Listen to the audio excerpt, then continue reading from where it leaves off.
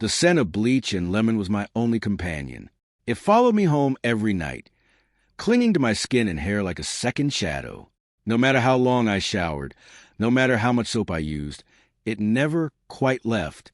It was the smell of survival, of rent paid 2 days late, but paid, of ramen dinners stretched into 3 meals, of exhaustion pressed into bone.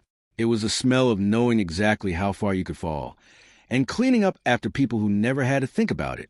My apartment was a 4th-floor walk-up with cracked linoleum and a radiator that clanged like it was fighting for its life. The couch sagged in the middle. The window didn't quite close. The view was a brick wall and a sliver of city skyline if I leaned far enough. I would sit on the windowsill some nights, knees tucked in my chest, staring at the glittering towers in the distance, the buildings I cleaned. I wondered what it felt like to belong inside them, to wake up to glass walls and sunrise over steel, to not smell like chemicals, to not count coins before buying milk. The 64th floor of the Omni Corp Tower was a different universe after midnight. Silence lived there, not the kind found in small apartments, not the kind that creaks and sighs. This was suspended silence, corporate silence, the kind that hangs heavy between marble columns and floor-to-ceiling glass, the kind that makes you feel small.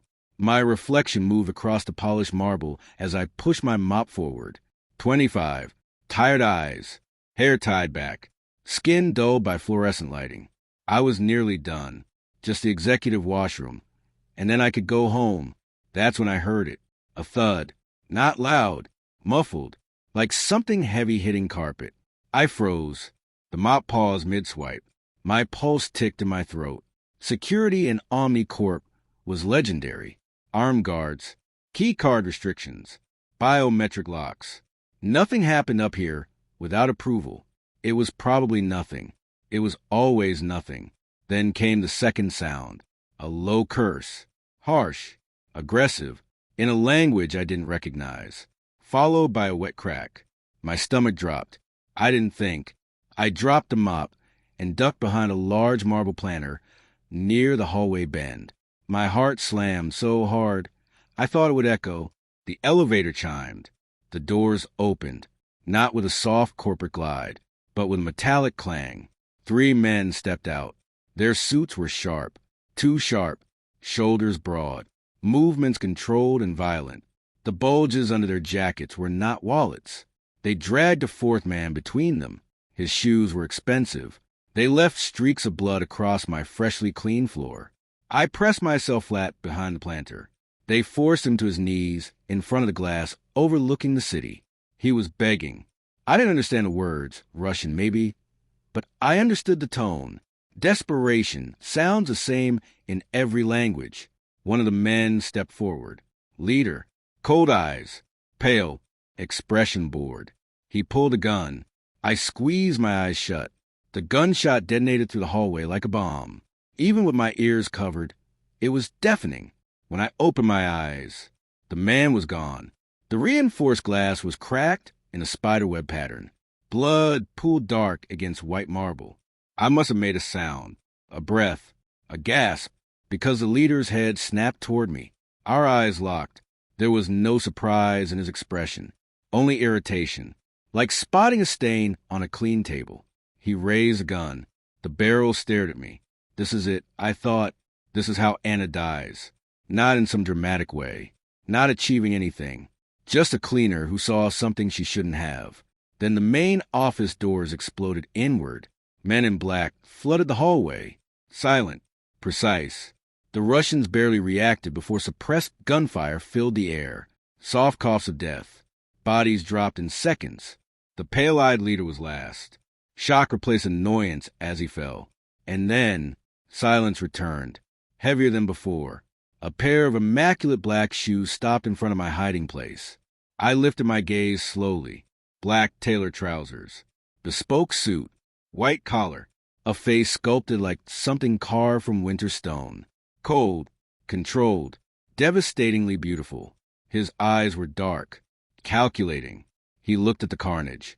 Then at me, taking in my uniform, my shaking hands, my wide eyes, and something shifted in his expression. You have a choice, he said. His voice was low, calm, deadlier than shouting. You can be a liability that must be erased. My breath stopped. Or you can be an asset that I own.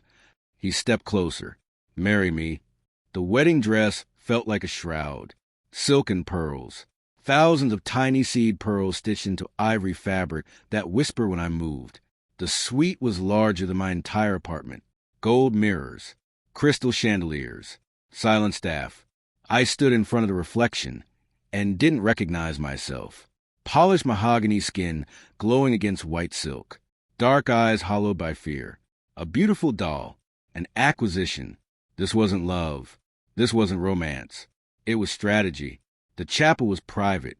Stone arches. Stained glass saints staring down in silent judgment. The pews were filled with men in dark suits. Not friends. Not family. Lieutenants. Loyal to him.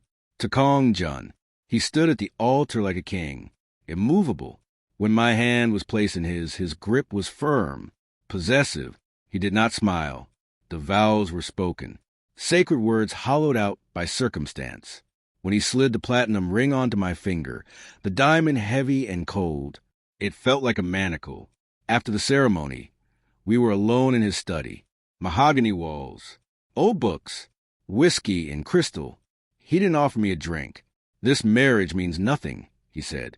It is a contract, a strategic maneuver. The Russian syndicate believes you are now under my protection. My wife is untouchable. He sipped. You will live here. Wear my name. Be silent. Be obedient. He stepped closer.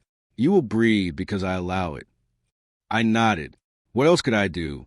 You are Mrs. Kong now, he said. Start acting like it. Life in his mansion was surreal. Marble floors. Priceless art. A view of the city that mocked my old apartment window. Staff moved like ghosts. Polite. Watching. Always watching. I was cared for, but never free. Jun was a phantom. Gone before sunrise. Returning past midnight. We shared hallways. Occasional silence in the library. Nothing more, but I began noticing things. He preferred black tea. Never sweets. A faint scar splitting his left eyebrow. He carried tension in his jaw when deep in thought. He wasn't just a monster. He was a man. And that realization terrified me more than anything. Because monsters are easy to hate. Men are not. One night, he found me in the library. You went to the gate, he said. Not a question. Do not do it again. His tone wasn't angry. It was factual. The men I killed have friends. The moment you step outside that wall, you are dead. He paused. The east wing is off limits. Everywhere else is yours. A crack in the cage. Later that night, a tray arrived in my room. Warm Madeleines. Chamomile tea. The master noticed you skipped dinner. My stomach tightened. He had noticed. He was watching. A week later, we leave tomorrow, he said. No explanation. California coastline. Private villa. Glass walls. Ocean cliffs.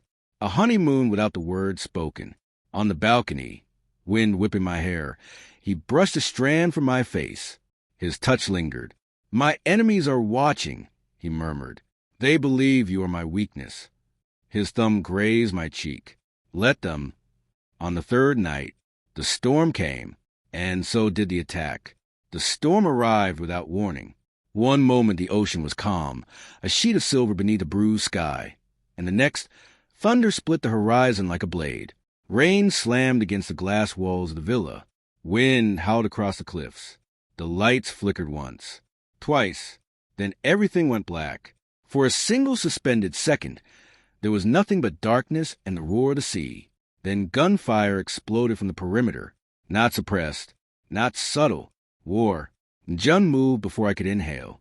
His hand clamped around my wrist, pulling me down behind the marble sectional sofa as glass shattered somewhere to our left. Stay down, he ordered. His voice had changed. Gone was the quiet strategist. In his place stood something ancient and lethal, a predator in his natural element. More gunshots, shouts in Russian.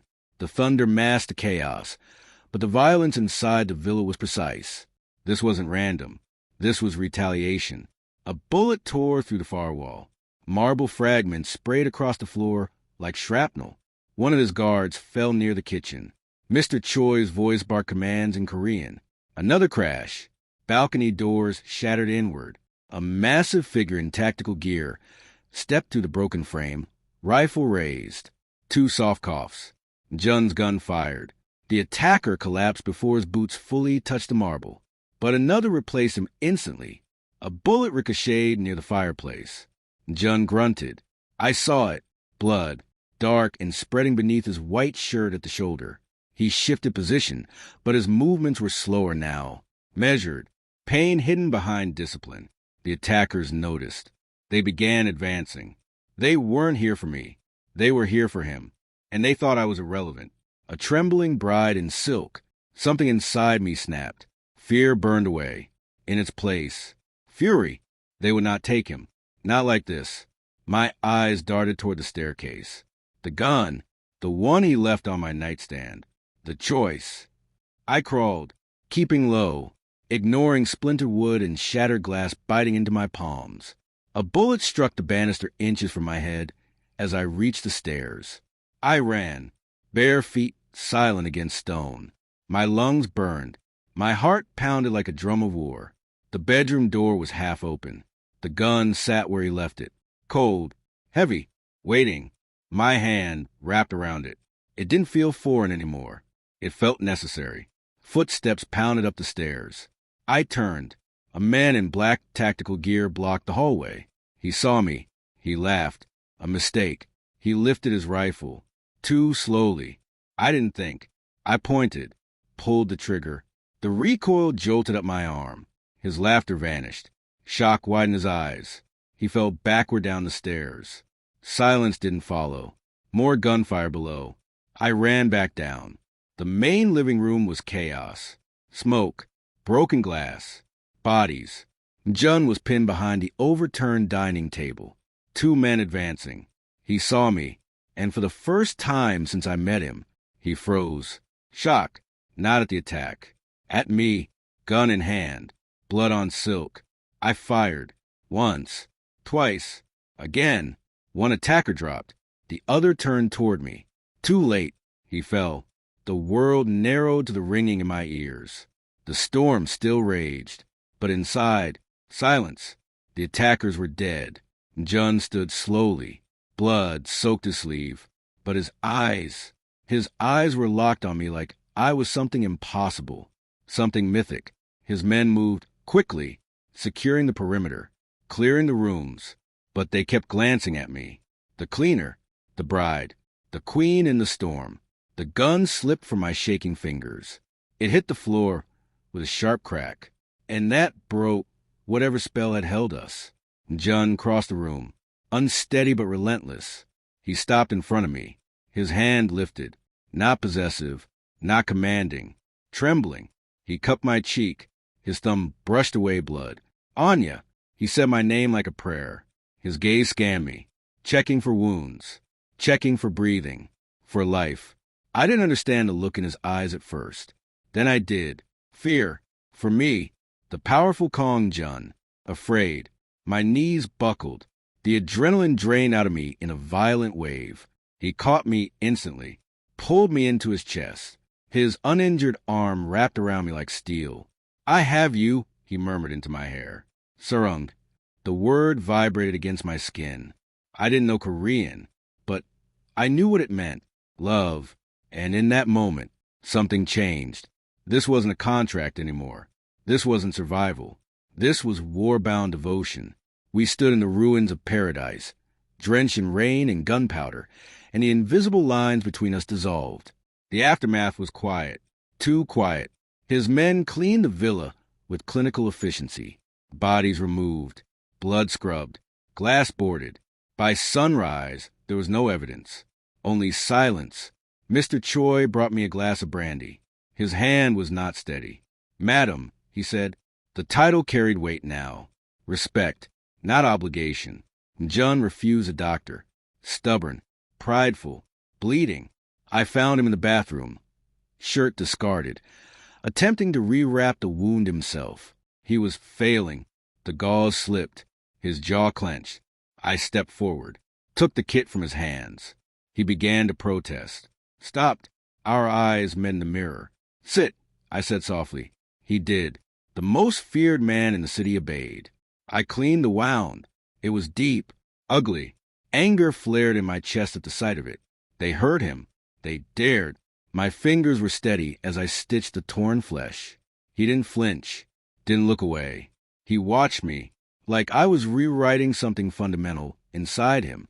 They underestimated you, he said quietly. So did you, I replied. His lips curved faintly. Then, that marriage contract, he began. The words I said. His voice lost its steel. They were a lie. My hands paused. He stood slowly, turning to face me. When I saw you behind that planter, he said, terrified but defiant. He exhaled. You were never an asset. His hand found mine, laced our fingers together. Tonight, when I saw you with that gun, I was not shocked that you could kill. His gaze darkened. I was frozen because I realized I could not survive losing you. The confession settled between us. Heavy, irrevocable.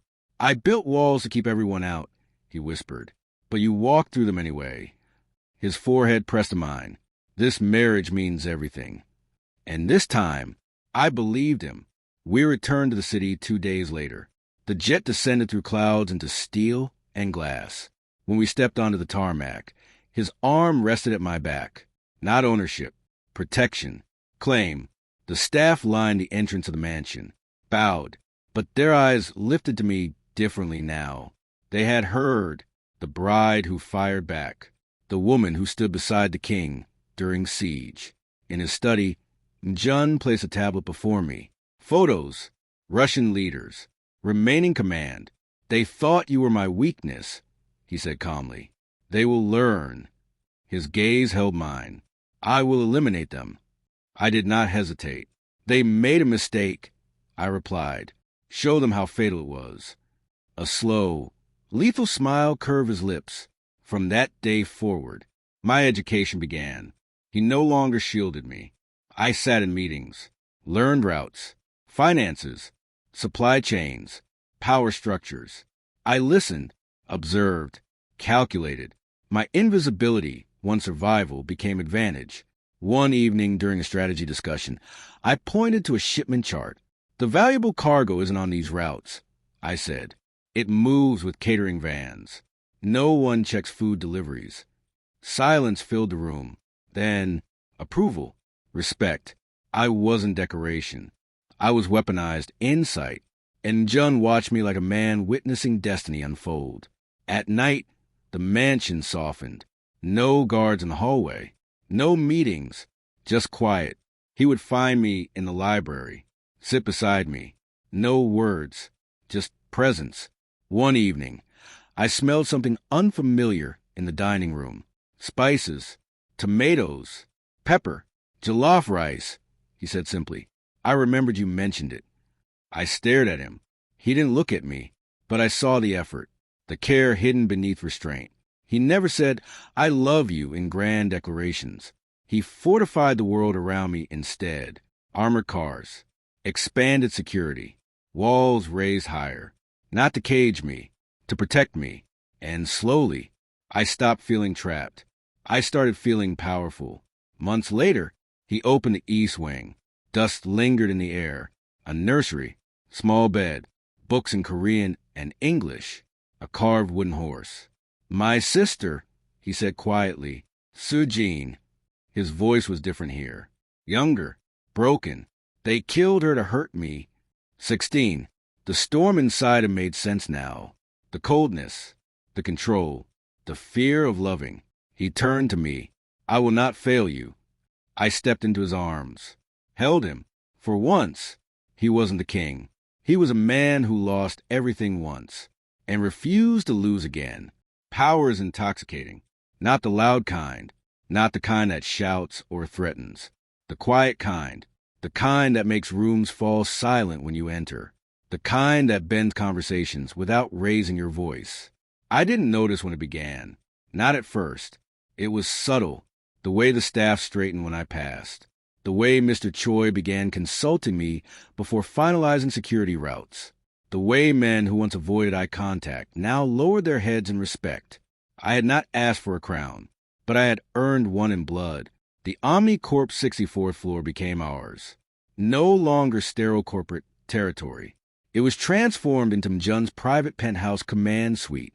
The same hallway, the same marble, the same window that once bore spiderweb cracks from a gunshot, now seamless, perfect, untouched. We stood before it together one evening. City lights glittered beneath us like fallen constellations. His hands rested at my waist, firm, grounding. The last of Bratva leadership in the city is gone, he said quietly. I nodded. I felt nothing. No triumph. No guilt. Only inevitability. They believed targeting you would weaken me, he continued. It united us instead. His chin rested against my shoulder. You are no longer something I protect from the world, he murmured. You are something the world fears. The word should have frightened me. They didn't, because I understood something now. Power was not evil. Uncontrolled power was. And Jun's power had direction, structure, purpose. It was not chaos. It was rule. My education intensified. Mornings were strategy. Afternoons were financial reviews. Evenings were negotiations. He didn't simplify things for me. He didn't spare details. Smuggling routes, corporate shells, political alliances. Every empire stands on multiple foundations. Ours was no different. But there were lines, hard lines. He did not traffic women. He did not traffic children. Narcotics were strictly controlled. No poison in neighborhoods under his jurisdiction. Violence was surgical, not reckless. He ruled with fear, but also order. And in the criminal underworld, order was rare. One afternoon, during a tense meeting about an encroaching syndicate from the West Coast, voices rose. Arguments sparked. Jun listened silently. Then he looked at me. What do you think? Every man in that room turned, waiting. Me, I studied the map, the ports, the patterns. They aren't testing strength, I said calmly. They're testing response time. I tapped the southern dock. They want to see how quickly we retaliate. If we overreact, we reveal priority routes. If we underreact, we appear weak. Silence. So we do neither, I continued. We leak misinformation. Let them intercept something we choose. Let them think they've won. Jun's eyes darkened with approval. A controlled loss, he said. A strategic invitation. Exactly. The room shifted. Respect solidified. Not because I was his wife. Because I was right. But power has a cost. It changes you in places you don't notice. One evening, alone in my dressing room, I caught my reflection and paused. Deep crimson silk draped over my shoulders. Diamond necklace cool against my skin. Hair styled flawlessly. Posture straight. Eyes sharp. Gone was the exhausted cleaner. Gone was the girl counting coins. In her place stood Anacom. And I wasn't sure when the transformation stopped feeling like survival and started feeling like destiny. Was that dangerous? Yes, but I had crossed too many lines to go back. The threat we eliminated in California had not been isolated. It was a symptom, a larger network shifting, watching, testing. One night, Jun received a message that made even him still. An encrypted video, a single image, a familiar wooden horse. Sujin's, the one in the East Wing. I felt the air leave the room. They were inside. I whispered. His jaw tightened. No, he said slowly. Not inside. Close. The horse in the video was identical, but not ours. A message. Psychological warfare.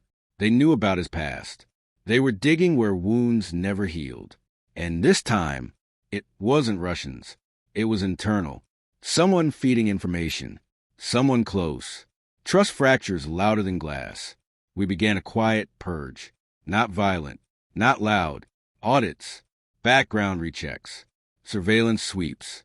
Patterns. I sat beside him in the command room as names surfaced. One stood out. Deputy Logistics Manager. With us 8 years. Impeccable record. Too impeccable. False identity 3 layers deep. I watched Jun study the file. His face unreadable. He's bait, I said softly. Yes, he agreed. We let him think he's undetected. Days passed. Weeks. We fed controlled information. Minor route adjustments. False vulnerabilities. The leaks continued until one shipment was intercepted offshore, exactly where we predicted. Jun didn't smile. Now, he said quietly. The confrontation was not cinematic. It was quiet. In the underground garage beneath Omnicorp. Concrete walls. Fluorescent lights humming overhead. The deputy was brought in, hands bound, but not beaten. Jun stood before him. Calm. You were paid well. Jun said evenly, given authority, respect. The man's composure cracked. They threatened my family, he stammered. They said. Jun raised a hand. Silence returned instantly. You should have come to me. The betrayal wasn't in the information. It was in the secrecy, in the choice to trust outsiders over him. The punishment was swift, efficient. I didn't look away. Not because I was numb, because I understood. Mercy in this world was weakness unless calculated. And this was not a moment for mercy. When it was over, the garage felt colder. Jun turned to me. Does this frighten you? I met his gaze. No, that was the truth. What frightened me was losing him. Everything else was manageable. Weeks later, something unexpected happened. A legitimate investment opportunity arose. A failing tech firm with promising patents. We acquire majority shares quietly. Clean money. Public. Transparent. For the first time, part of the empire stood in daylight. Jun delegated it to me. Build something that doesn't bleed, he said. The responsibilities settled differently. Not heavy, but hopeful. I immersed myself. Restructured staff. Redirected research. Cut unnecessary divisions. Within months, profit stabilized. The media noticed. They began asking about the mysterious Mrs. Kong. I declined interviews. Power does not need publicity. But internally, something shifted. We were not just surviving. We were evolving. One evening, standing again before the 64th floor window, I asked him, if you could walk away from all of it, would you? He didn't answer immediately. His arms wrapped around me from behind, chin resting against my temple. I tried once, he said quietly. After Sujin, I turned slightly. You never told me that. There was no one to tell.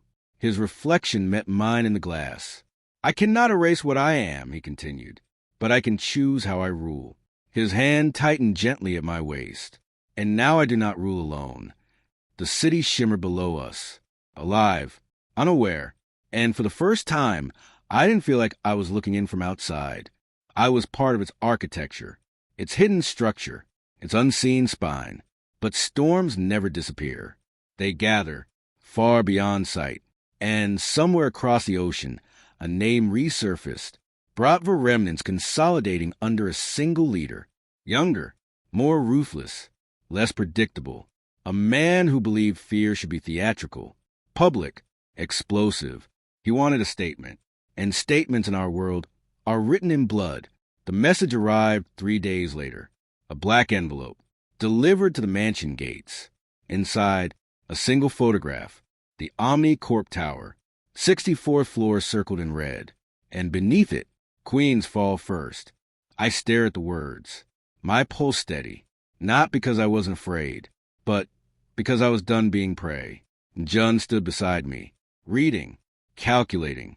He reached for my hand, interlaced our fingers. They believe targeting you will unbalance me, he said calmly. They misunderstand something.